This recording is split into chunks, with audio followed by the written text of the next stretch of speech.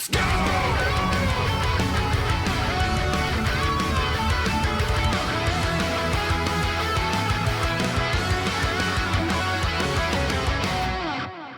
There was something that took place earlier this week that I'm getting a lot of people that are asking me to talk about. I think it's appropriate because I made a video talking about a very similar thing back in, I think it was either 2013 or 2014, when it comes to how Nintendo sort of approaches its audience and its competitive audience around its older games. Project M was an interesting development too. But either way, let's sort of solidify what the hell I'm talking about, because a lot of people might not be aware of what happened over the past week or so. So long story short, there was about to be a tournament online for Smash Melee, right? The version of Smash Melee that they were going to play was obviously going to be on, from what I understand, Dolphin. And they were going to be using modified net play for a better online experience, because believe it or not, the online experience, if it is modded in Smash Melee, is actually quite good. People modded in rollback netcode into Smash Melee, and I'm pretty sure that's what this was all about. It was like a Melee rollback tournament. The Slippy version is what they're calling it. Okay. Long story short, this was going to be a tournament that was being held that would obviously have like a prize pool and things like that. And at some point, Nintendo got privy to the situation and put a cease and desist on the tournament. So by the official decree of Nintendo itself, you cannot have this Melee tournament.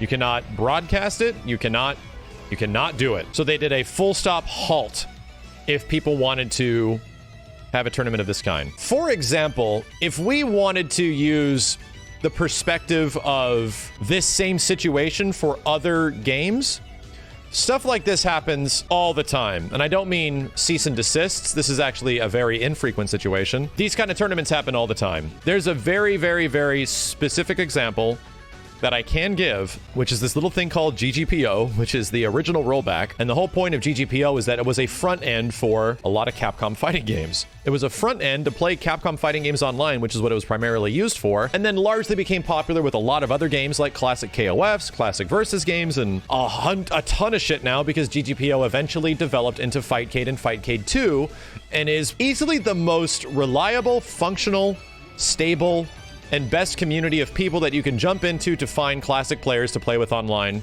And these guys have tournaments all the time. There's tools in the actual program to host tournaments for all these old ass games, all these 20-plus-year-old games, right? The weird thing is that SNK, Capcom, Marvel, these guys don't go after the old titles. They're probably painfully aware that you can go play their games through these means, and there is tournaments that are being held online, but they don't do anything about it. Mostly because of bad blood. Mostly because in some way you might say that Capcom doesn't treat their community well, or whatever, like whatever way these developers treat their communities. It might seem like it's kind of a bad call in this situation, because they're essentially shutting down what is something that they weren't going to make money from anyway. Like, you could have played every single one of the Street Fighter 30th anniversary games on Fightcade or GGPO since no shit like 2005 or something like that. When Street Fighter 30th came out, what happened? It still sold ridiculously well. Sold like 1.5 million copies of just a collection of old games, and it wasn't even that great of a collection, right? There was a lot in there, but they didn't play even as good as they do on things like Fightcade. So here's the issue. The issue is that Melee is not readily available in any way at all, much less Melee with rollback netcode. The only way you can play Smash Bros. Melee is if you either emulate this 20-year-old game or you have an original copy on fucking GameCube. Nintendo specifically targeted this situation. And you know what? I'm not surprised they did. The only reason they saw it was that it was probably getting enough credibility or exposure. And then it got to somebody's attention, and then somebody that could make a decision higher up made that decision to cancel it. Because you have to think of this from the perspective of a company as big as Nintendo. Nintendo isn't at the same point they were in 2014 to 2015. Nintendo was going after YouTubers.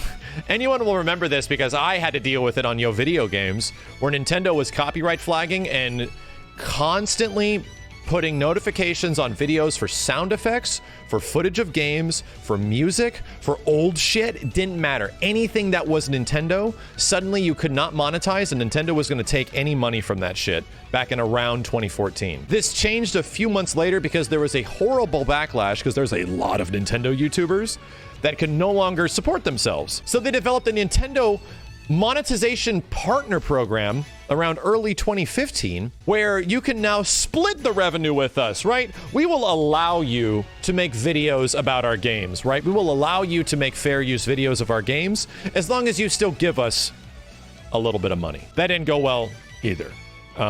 People were pissed off, and it kind of put Nintendo in a very bad PR spotlight for the greater portion of a year. And some of you guys might realize now all that shit is gone. And that's because what was happening around the time frame of 2014 to 2015, what was Nintendo currently knee-deep in around that time frame? Nintendo was dealing with the fucking Wii U, and the Wii U was not doing well. Games were selling well, right? Mario Kart 8 doing incredibly well. Smash eventually was coming out, was going to do eventually very well too. But the big problem with the Wii U was that they were failing to sell that console. And they were also at a point where suddenly creators and people were saying really bad things about Nintendo. It was a bad situation. So Nintendo obviously changed the way they were thinking about this situation. And what happened over the years before, you know, obviously the Switch came out where everything bumped back up for them. They changed those YouTube recommendations, they changed those YouTube guidelines, and suddenly people can keep making YouTube videos around Nintendo games if you wanted. So long story short, Nintendo was in a place back in 2014, 2015, where their back was to the wall, and possibly Reggie and maybe some people at Nintendo were like, hey, maybe we shouldn't be doing this right now, right? Maybe this isn't helping us because we're obviously having a tough time with this system. Flash forward to 2020 now. Where's Nintendo at currently? A much different situation. Nintendo's doing incredibly well. Animal Crossing, Smash Brothers, these games are selling upwards of 10 to 20 million units each, and if not more. The Switch, you can't even keep the Switch on store shelves at this point. I could barely even find new Joy-Cons because all of mine are drifting to the left. But that's going to have an impact on as far as how marketing and how relations approach certain situations.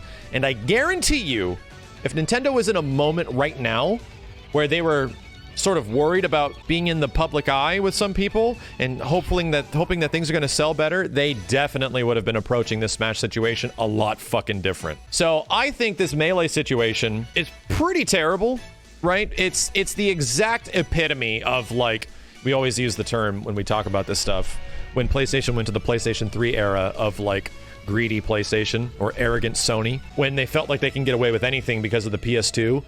We're kind of in a spot right now where Nintendo is a little...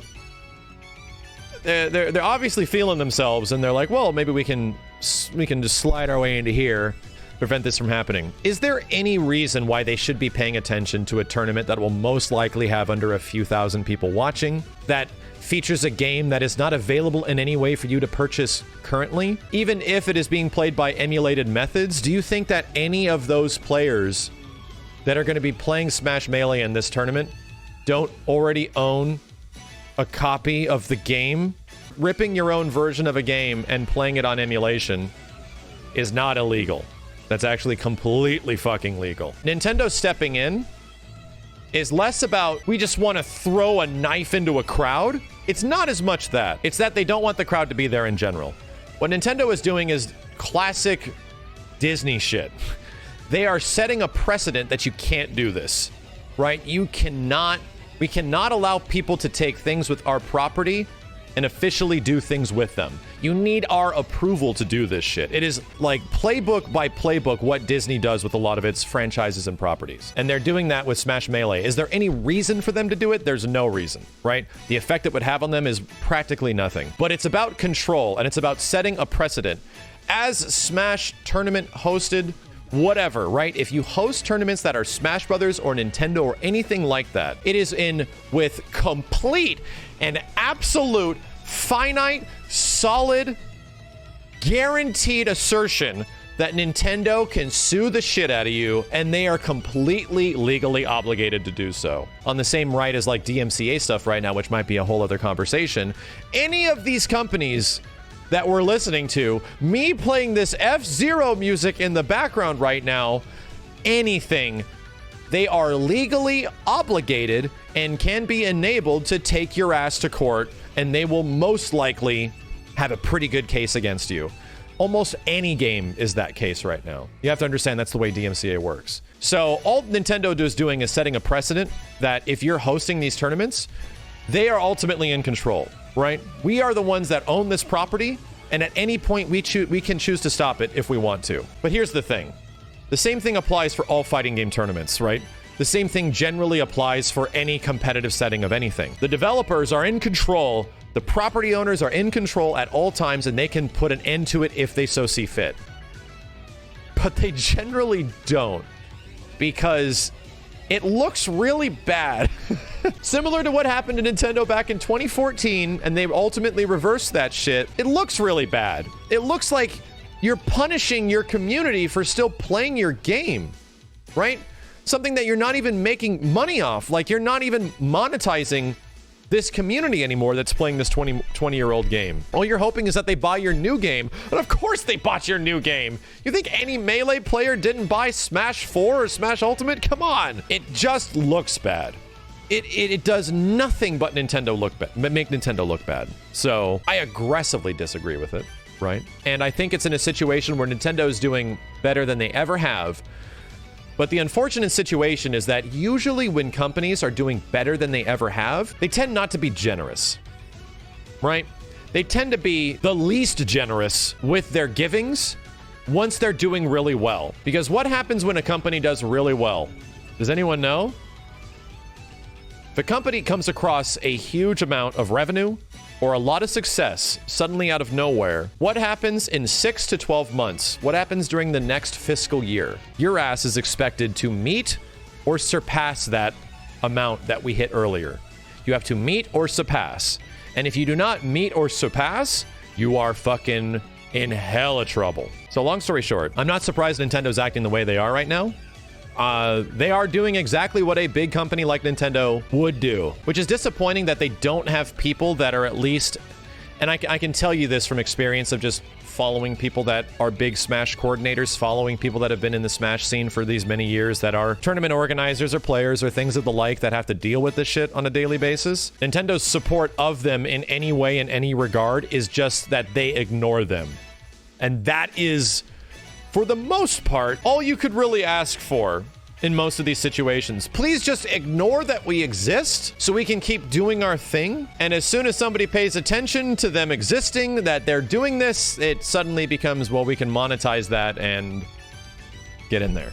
So that's exactly what's happening right now. A lot of the Smash community is always been hoping that we get some support from Nintendo because it's largely what has made Smash really popular over these many years. Granted, Smash would have been popular regardless, but there's a very large, like 10 to 15 to 20% of Smash sales that they would owe to the Melee community and the developing Smash communities over the past 20 years that have brought them that success. That's what they've most likely done for them. And this is what they do in return. So the problem is that we don't have people at Nintendo, right? They don't have representatives that are sort of keeping their pulse on the community and what's going on and how we can support them, or should we not support them, or should we turn a blind eye, or things like that. They do not have a Seth Killian or like Combo Fiend or Mike Heru at like Tekken. They don't have these people that are aware of what's going on, because Smash is too big. So I think it absolutely sucks what's going on with the Smash community right now. The last thing you expect is a community for a 20-year-old game not to keep enjoying that game in some way. But it's an unfortunate situation that we can only hope changes again, similar to the way that Nintendo approached this community back in 2014 on the YouTube problem. Like I said, I really hope this eventually boils over to a point where it gets somebody in trouble at Nintendo and enough people are pissed off, because people should be pissed off. I'd be pretty pissed off too. And I'm pissed off and I don't even play Melee. Shit. But I'm not that pissed off. Pissed off enough to talk about it. If this was somehow a nod that, you know, Smash Melee is coming in the future, they're gonna remaster Smash Melee in some way for the Switch, and they're gonna put rollback netcode in it. Fucking A. Power to you guys. You're going to officially get Smash in some way with good online. Incredible. That would make sense, right? That would make sense. But here's the problem. Do you think Nintendo would re-release Melee with rollback netcode? Do you really think that? The answer is no. The answer is there's like a negative percentage chance of that shit happening. I have the next question for you. In the extremely unlikely situation that Smash Melee gets remade for the Switch and comes out with rollback netcode, that the game has more input delay and isn't actually a perfect emulation of the original version of the game, and Melee players don't like it. What are the chances of that shit happening? Probably 100%. Long story short, that's not happening. Nintendo's just doing this because they're trying to set a precedent, and they're legally obligated to do so. And you should be mad. If you're a Smash community person, I'm not a Smash community person. I'm fucking not.